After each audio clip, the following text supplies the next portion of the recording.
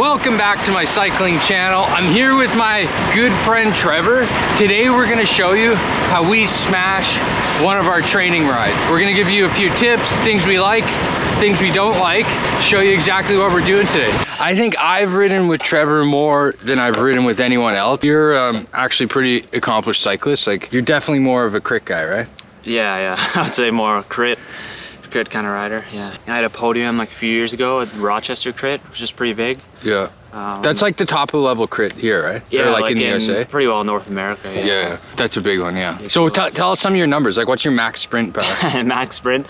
I think it's close to like 1450, 1500. Nice. And you could do what, like 750 for a minute? Yeah, that's max minute, but... Yeah, but you're like guy, like 145, 146 pounds? Yeah, around there. Yeah. Dude, I could do 750 and I'm like 20 pounds heavier than you. So a big thing is, like, before we start the ride, we get on WhatsApp with each other and we text each other and like, okay, what time do you want to start tomorrow? Okay, 8 o'clock. Which route do you want to go?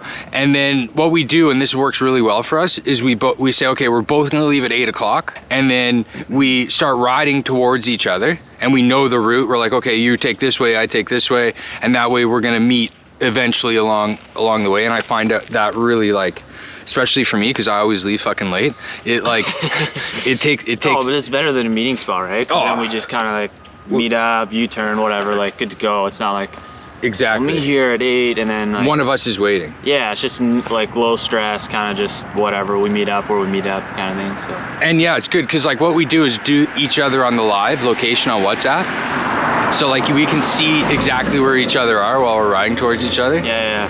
The first set of intervals is 3 times 1.5 minutes, and it's broken out like this: 30 seconds at 450, 30 seconds at 400, 30 seconds at 350, but it's all standing. Yeah. Let's get these going, let's go.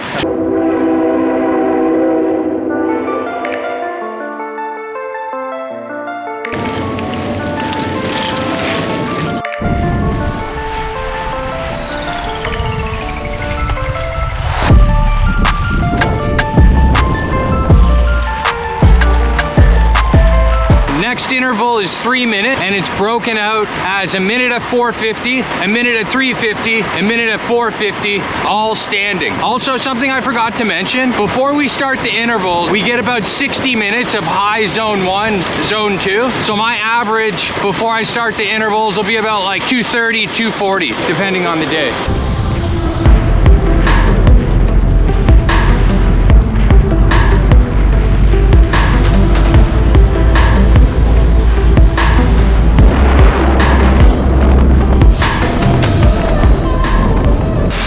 That one's done. Next 4-minute interval is 30 seconds 450 standing, 30 seconds 300 seated, 30 seconds 450 standing, 30 seconds 300 seated, a minute 450 standing, a minute 300 seated. Yeah, got it. All right, let's get her.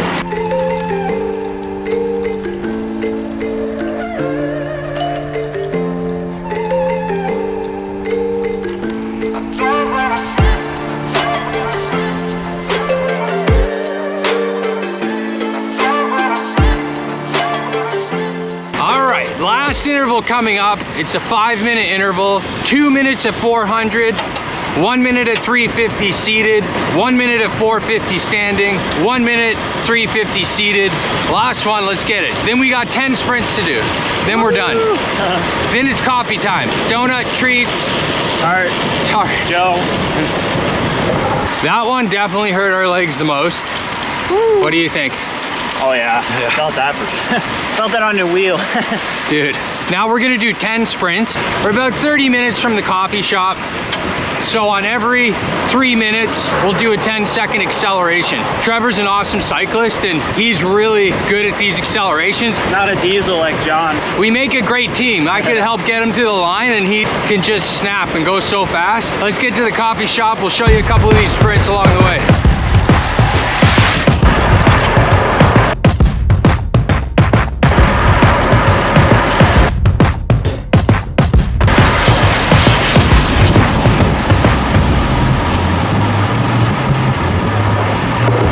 Something else really important for my training ride is how I fuel.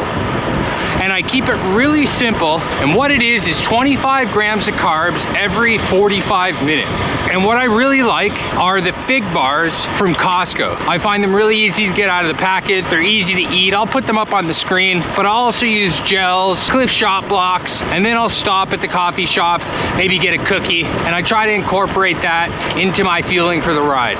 But I think it really comes down to what you like to eat and what's convenient, while sticking in that 25 grams of carbs for every 45 minutes.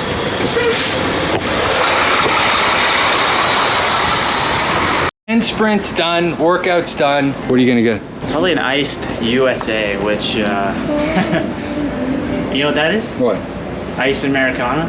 Iced USA? Yeah. Oh, that's funny. I probably said it with a nice accent. That's funny. Iced USA. Iced USA. Chat about the workout, and I want to tell you guys some other things about group rides and just kind of like how we like structure our rides and what we try and like accomplish and do around these rides. Let's get our treat and get our coffee.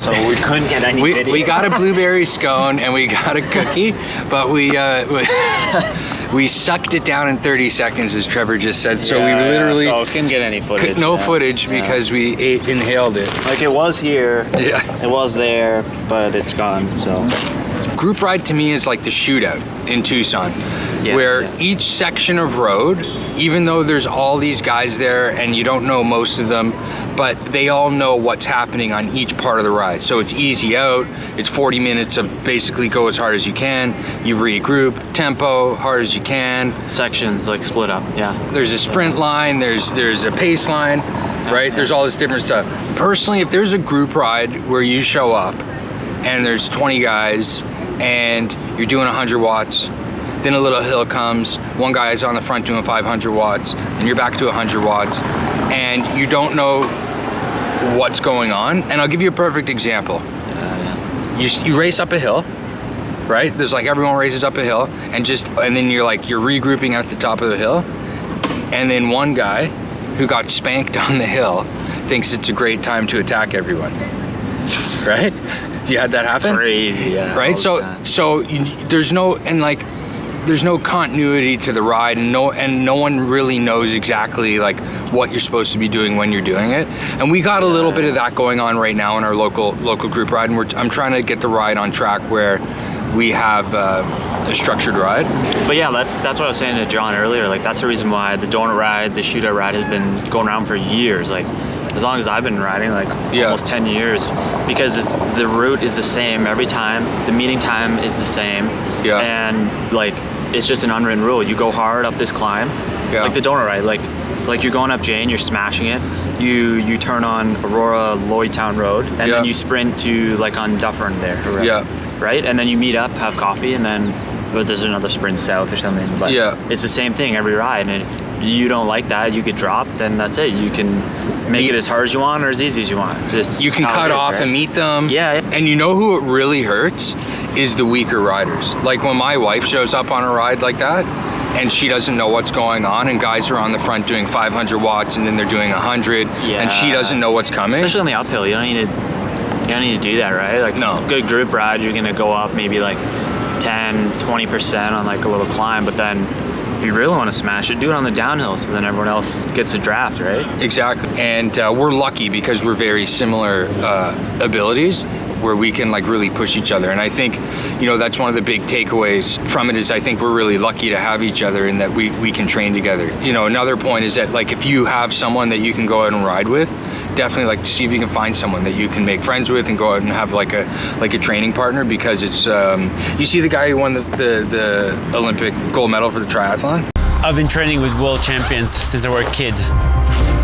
It made the journey to elite a lot shorter and easier to understand. Back in 2010, I was asked by a national newspaper what my ambition were, and I said I'm going to win the gold medal in 10 years. He's like from Norway, and like I watched some videos on him, and he said that like one of the things that helped him the most is he has like world-class training partners, and he always trains with people. That's like the two brothers from Brownlee. The Brownlees. Yeah. I don't know, you barely skip like intervals, but I know like in the past I've sometimes, you know, legs aren't feeling good, so it's like, oh, just pull shoe, whatever. Like, you know, when you're not feeling it, like kind of, there's a fine line of being sore or tired and then like just being lazy, right? So that doesn't happen really when you're with someone. So we thought we'd just do a video, show you kind of like a day in the life of how we do our training rides. So if you like the video, please like it, please comment. I have a bunch of giveaways coming up. I'm giving away 3 different sets of earbuds. So subscribe so you're notified for that. My wife's bike's supposed to come. It's been pushed back like 3 times, so I don't know. Anyways, I got lots of stuff coming up, so please subscribe. I'm gonna try and get Trevor in more videos. We'll see you on the next video. We'll see you soon. Bye.